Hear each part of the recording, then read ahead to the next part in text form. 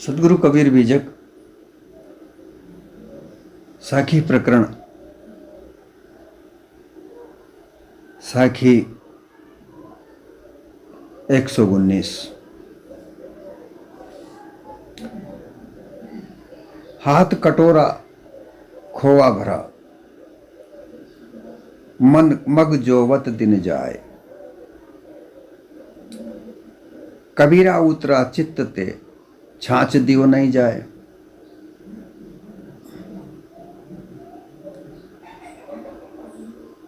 सदगुरु कबीर दृष्टांत के द्वारा बहुत सारी बातें समझाते हैं।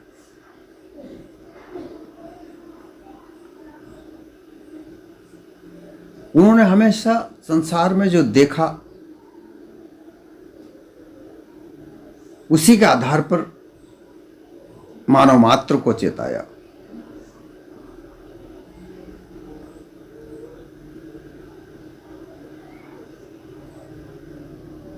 यहां जो दृष्टांत देकर जो बात चेताना चाहते हैं वो मित्र और अमित्र की बात है।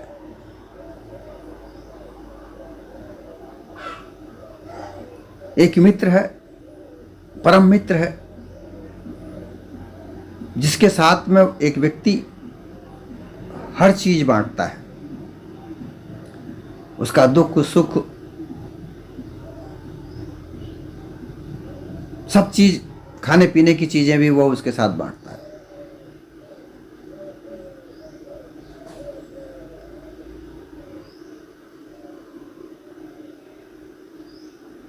उसके घर में दूध दही है, दूध देने वाले पशु उसके घर में हैं, उससे उसके घर में बहुत सा दूध होता है। उस दूध को गर्म करते हुए, जिस तरीके से दूध से मावा बनाने का जो तरीका है, जो प्रक्रिया है, वो अपनाते हैं, वह भी एक दिन अपने दूध को गर्म करते हुए मावा बनाता है। खोवा, खोवा भी कहते हैं, मावा भी कहते हैं, जिससे मिठाइयां बनती हैं। वो बना करके एक कटोरे में रखकर वो सोचता है कि मेरा मित्र आता ही होगा, वो आ जाएगा तभी मैं उसके साथ ही खाऊंगा।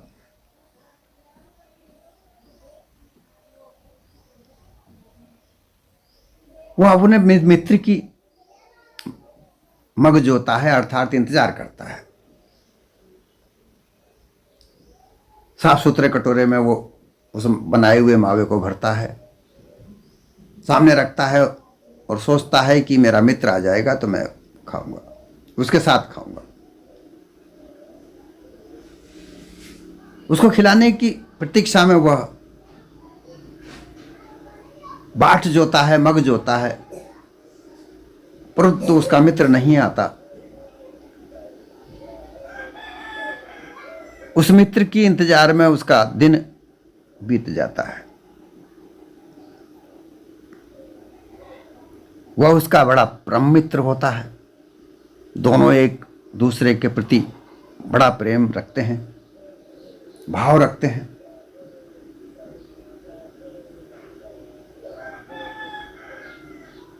और उनके साथ में वो हर चीज को बांट कर खाता है, बांट कर लेता है, बांट कर रहता है। परंतु कदाचित किसी कारणवश वह मित्र उससे पथभ्रष्ट हो जाता है।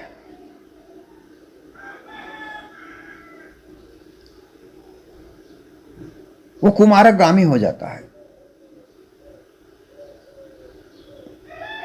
जब उसको पता चलता है कि मेरा मित्र कुमारगामी हो गया है, पथभ्रष्ट हो गया है, तो फिर वह उससे अपना चित्त हटा लेता है, उससे प्रीति हटा लेता है, उससे जो भाव होता है वो हटा लेता है। प्रीति अप्रीति में बदल जाती है, भाव अभाव में बदल जाता है। वो उसके प्रति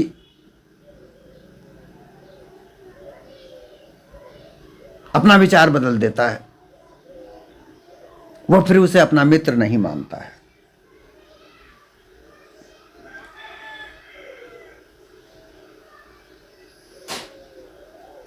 परंतु अचानक एक दिन वह बिना बुलाए आ जाता है। बिना बुलाए आने पर भी उस मित्र के प्रति वह भाव नहीं रहता जो उसे पहले था। ऐसी स्थिति में वह मावा तो छोड़, वो दूध में से मक्खन निकाली हुई छाछ जो बचती है, वो छाछ भी देने के लिए तैयार नहीं होता है। ऐसा अभाव उसमें बन जाता है।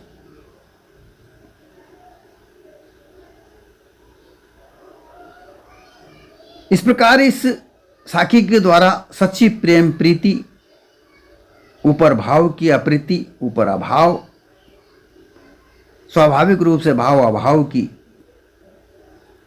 जो प्रक्रिया बताई है वो बताया है।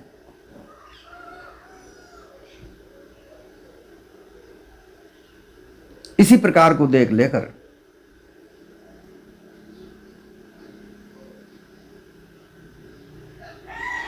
इस साखी के द्वारा समझाते हैं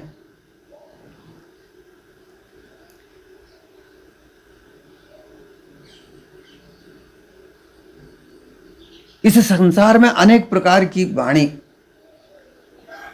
रूप दूध है।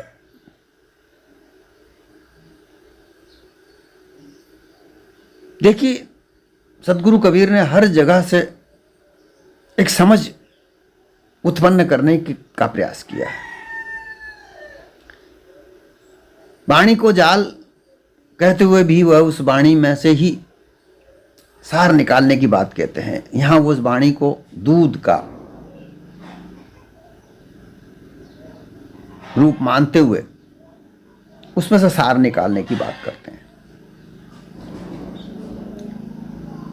वाणी रूप दूध को ज्ञान अग्नि में उठाकर उसके सब कसर खोट को निकालकर विकार को शोषण करके सबका सार पारक स्वरूप बोध रूप जो खोवा निकलता है वो बनाकर परमार्थिक प्रेम प्रीति सद्भावना रूप से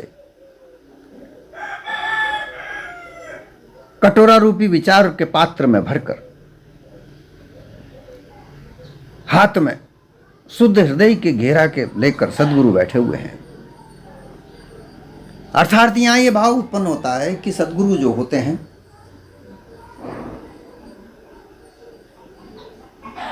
वो सब विभिन्न प्रकार की जो वाणियां मदा भेकरी परावसंती जो वाणियों का निर्माण किया गया है, जैसे कर्मकांड के गुरु ब्राह्मण, उपासना के गुरु पुजारी लोग, तांत्रिक लोग, पशंती वाणी के योग गुरु, परावाणी के ब्रह्मज्ञानी गुरु,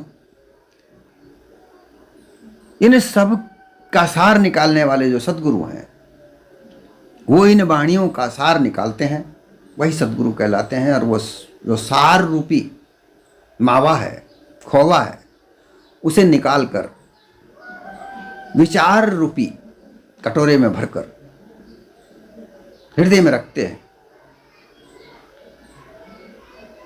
और बड़े सद्भावना पूर्वक वो बैठे हैं।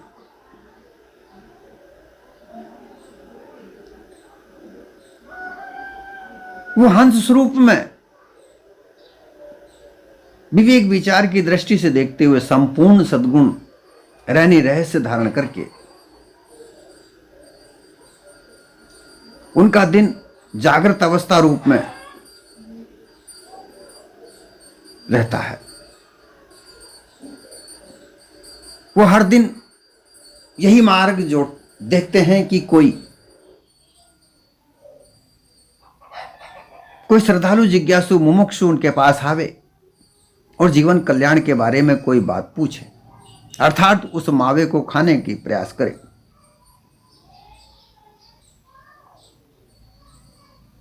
और वो जो होते रहते हैं, जागृत अवस्था में हमेशा रहते हैं।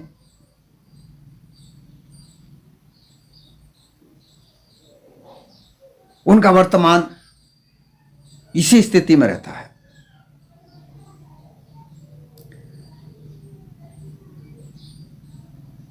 परंतु जो लोग उनके पास आते ही नहीं है, क्योंकि सब इन वाणी के जालों में फंसे हुए हैं, जहां लोभ, लालच, काम, क्रोध, मद ये फंसा पड़ा है। इसको कोई त्यागे तभी तो उस खोवे का प्रयास करे, उस खोवा को खाने के लिए उस सदगुरु के पास जाए।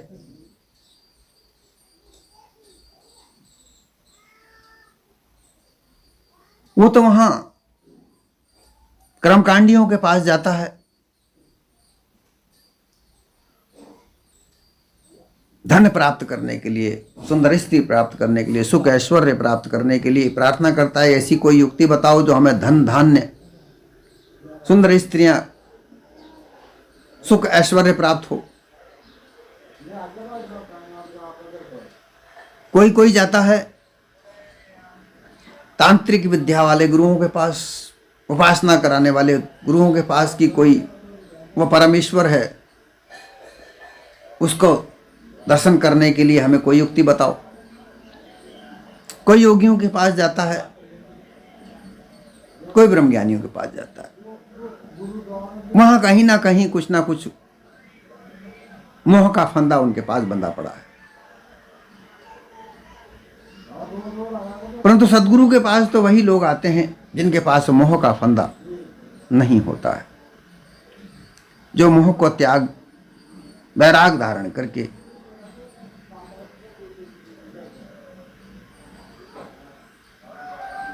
केवल मोक्ष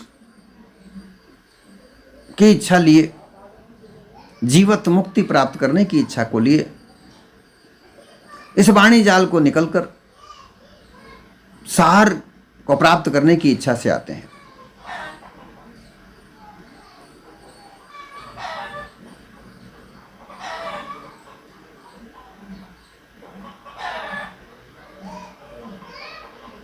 ऐसी स्थिति में सदगुरु हमेशा इस संसार में परोपकार कर लिए, क्योंकि वह जो वाणी का सार उन्होंने निकाला है उनके पास है, वो तो बांटने के लिए ही इस संसार में विचरण करते हैं। परंतु लोग उस सार को प्राप्त नहीं करना चाहते, वो आसार में ही अपना आनंद मानते हैं और आनंद करते करते आनंद को में ही गुमराह होते हुए वो अपने इस मानव तन को खो देते हैं।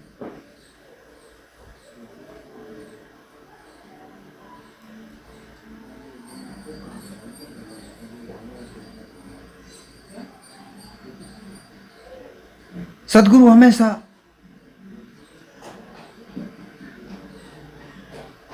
यही इंतजार करते हैं कि कोई कोई शिष्य उनके पास आए, कोई कोई ऐसा मुमुक्षुजन उसके पास आए और वो ज्ञान को प्राप्त करे, अर्थात उस खोवे को, उस मावे को खाए।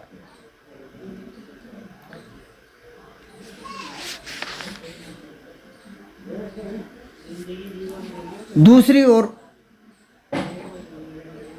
जो साधारण व्यक्ति हैं,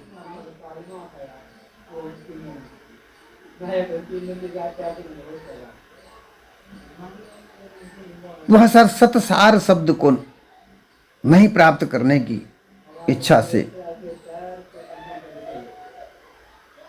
माया जाल के विकार में फंसे पड़े हैं और ऐसे लोग उनके पास जाते हैं, सदगुरु उनको परखते हैं, जांचते हैं, परंतु वह उनकी कसौटी पर खरे नहीं उतरने की वजह से वो उनके चित्त से उतर जाते हैं।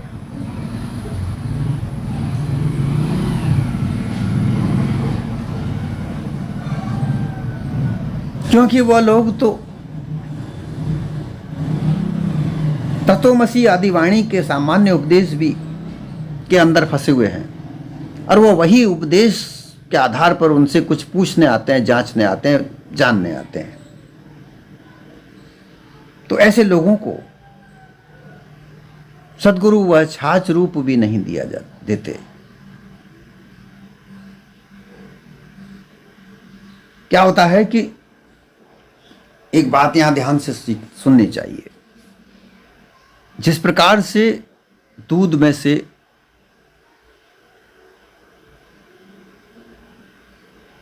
दही बनाया जाता है, दही से मक्खन और मक्खन से घी निकालते हैं तो छाछ बच जाता है। उस घी को रख लिया जाता है, छाछ भी रखी रहती है।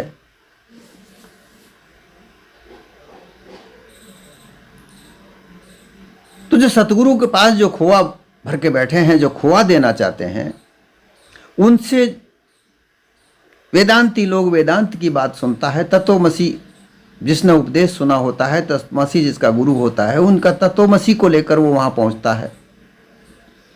सदगुरु देना चाहते हैं खोआ, मावा देना चाहते हैं, परंतु वह उसे नहीं लेकर वो छाछ लेना चाहता है।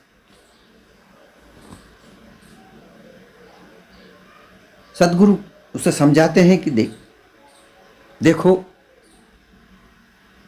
ये वाणी जाल को मैंने खूब मत कर, मैंने खोआ बनाया है, इस खोए को लो, इससे तुम्हारा कल्याण होगा, तुम्हें जीवित मुक्ति प्राप्त होगी। इसे छाछ से तुम्हारा कल्याण नहीं हो सकता। परंतु वह अपने चेतन स्वरूप से उतर कर अल्पज्ञ भाव से लोभ मोह काम क्रोध आदि में आसक्त होकर, पथभ्रष्ट होकर तत्वमसी के उपदेश में उलझा हुआ वो सदगुरु से उल्टे यही कहता है कि हमें तत्वमसी का ही उपदेश समझाइए, इसमें ऐसा क्या है, इसमें वैसा क्या है। वो विभिन्न प्रकार के असार शब्दों का ही आधार लेकर प्रश्न पूछता रहता है।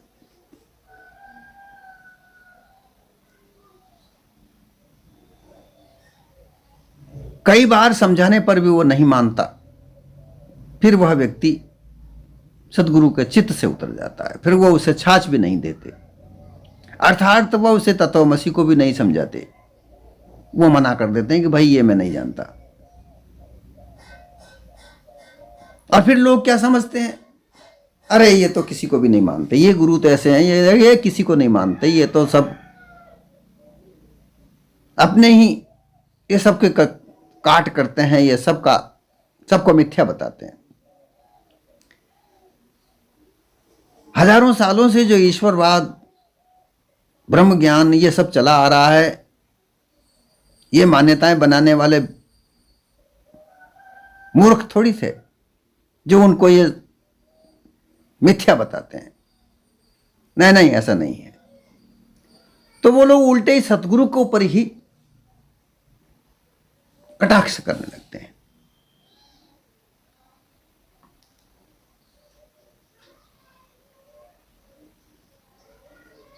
और वो उनकी बातों को नहीं सुनते। सदगुरु मावा खिलाना चाहते हैं, खोवा खिलाना चाहते हैं, परंतु लोग मोह जाल में फंसे हुए, इस वाणी के जाल में फंसे हुए होकर के उस वाणी जाल में से नहीं निकलते हैं और अपने आप को वहीं पर उलझाए हुए रखकर उल्टे सदगुरु को ही कटाक्ष करते हैं।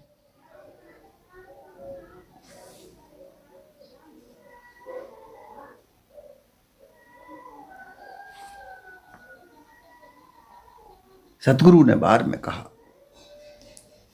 कि हे मानव, तुम्हें ये मानव तन जो मिला है, ये जो कटोरा है, ये मानव तन है। तुम इस कटोरे में रहकर विषय मोह, विषयासक्ति को भरते हो, विषय भोग को भरते हो।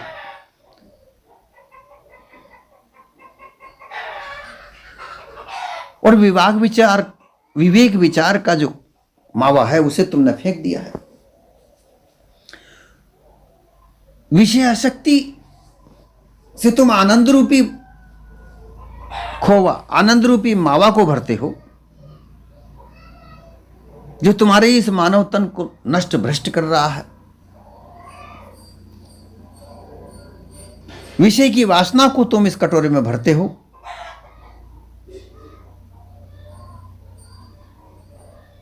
जिससे तुम्हारे मन में वासना रूपी अंधकार को भरता है।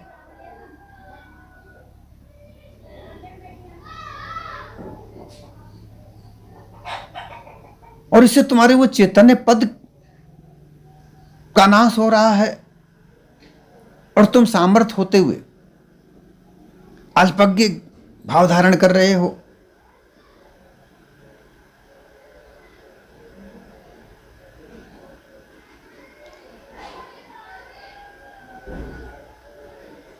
तुम स्वयं ही संसार के प्रपंच विषय भोग में आकर चित्त अर्थात चैतन्य पद हंस भूमि को नीचे उतरकर बगले और काग आदि की भूमिका में चले आए हो। अब उसी में संपूर्ण जीवन बिता रहे हो।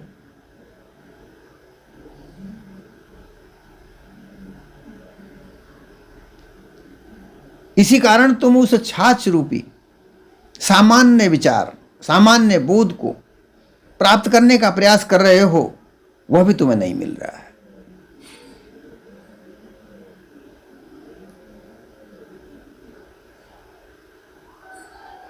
सामान्य बोध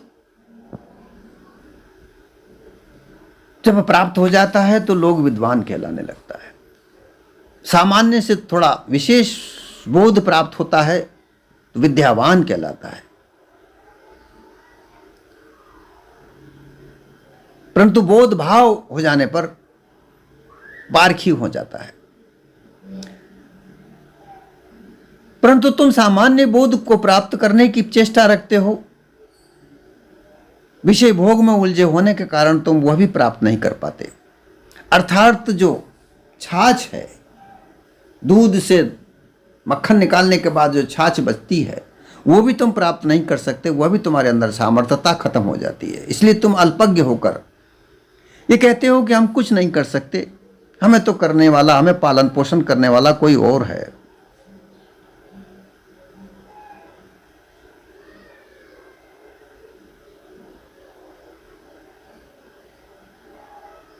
तुम्हारा मानव तन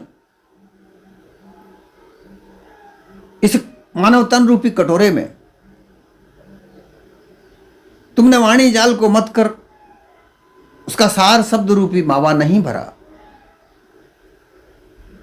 बल्कि तुमने तो विषय भोग का आनंद रूपी मावा भर दिया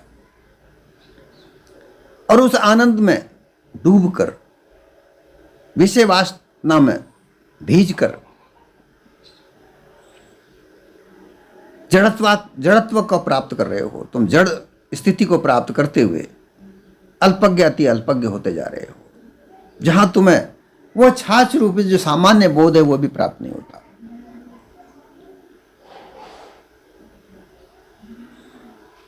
सामान्य बोध का तात्पर्य है कि एक साधारण व्यवहार भी तुम नहीं कर पा रहे हो। मानव जीवन में रहकर संसार में एक व्यवहार चलता है, क्योंकि मानव अकेला नहीं रह सकता। उस व्यवहार को भी तुम निभा पाने में असमर्थ होते हो। सामान्य बोध प्राप्त न करने की स्थिति में तुम सामान्य व्यवहार भी करने की स्थिति में नहीं रहते।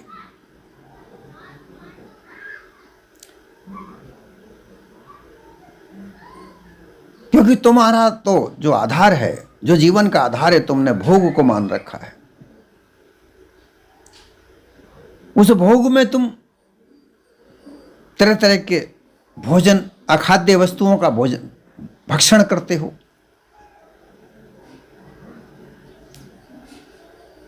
मदिरा मांस भक्षण करते हो,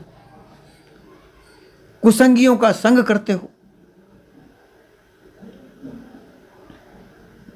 जो भोगकारी संग है उनका संग करते हो। जुआ खेलना, चोरी करना, डकैती डालना, मार पीट, हत्या,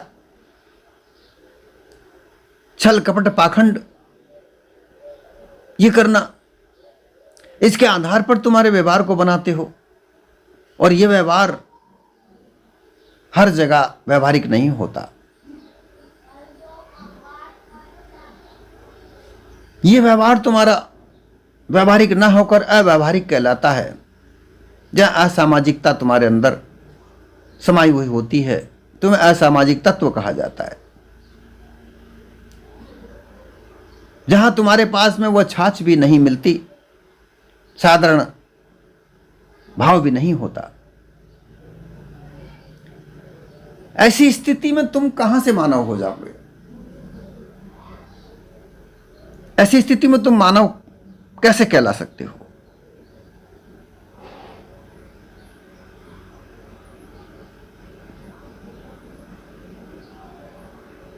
जबकि तुम्हारे पास तो जो तुम्हारा तन है, मानव तन है, ये उत्तम 84 लाख योनियों में उत्तम सर्वोत्तम कहा जाता है। और इस मानव तन के अंदर तुमने क्या वस्तु भर दी? छाछ भी तुम्हें प्राप्त नहीं हो पा रही है।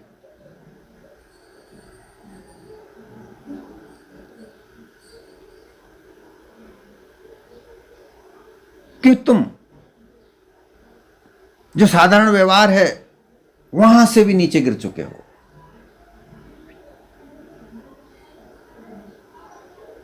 इसलिए तुम्हें साधारण बोध भी नहीं दिया जा सकता। साधारण बोध भी वहां मिलेगा जहां थोड़े बहुत साधारण व्यवहार के जानकार लोग हैं, उनके साथ बैठोगे तो साधारण व्यवहार प्राप्त होगा। साधारण बोधवान व्यक्तियों के पास अगर बैठोगे तो साधारण बोध तुम्हें प्राप्त होगा। धीरे धीरे विद्वान बन जाओगे। परंतु तुम तो वह भी नहीं कर पाते, क्योंकि तुम भोग वासना में, भोग के आनंद में इतने डूबे हुए हो कि साधारण व्यवहार भी तुमको अच्छा नहीं लगता।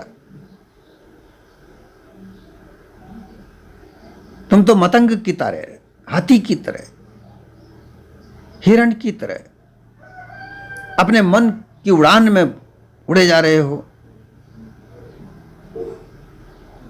यह स्थिति है ही नहीं।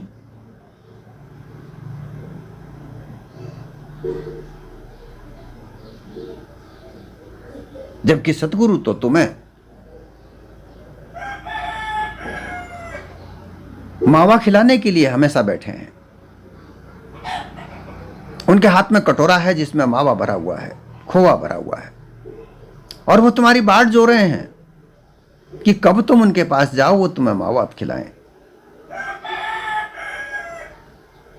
लेकिन तुम हो कि तुम उनकी बाट जोने की चिंता किए बगैर अपने भोग आनंद में उलझे हुए हो। वो सदगुरु के चित्त से उतर रहे हो।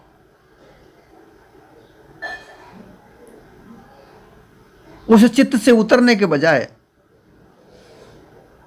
तुम उनके चित्त में स्थित हो जाओ तो तुम्हें खोवा मिलेगा, मावा मिलेगा, अर्थात सार मिलेगा, इस जीवन का रहस्य मिलेगा, जीवत मुक्ति का ठिकाना मिलेगा।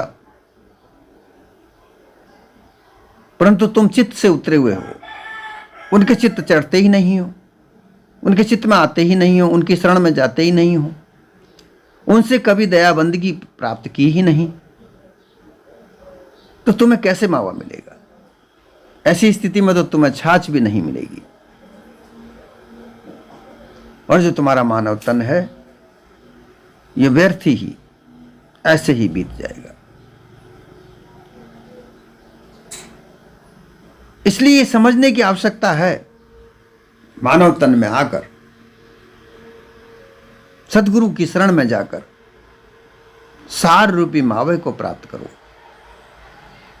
उस मावे को खाने का प्रयास करो तो तुम्हारा कल्याण है, तुम्हारा मानव जीवन का उद्धार का मार्ग है। अन्यथा तुम सतगुरु के चित्त से उतर जाओगे तो तुम्हें वह छाछ भी प्राप्त नहीं होगी। वह छाछ नहीं प्राप्त होगी, तुम्हारा कल्याण किसी प्रकार से नहीं है।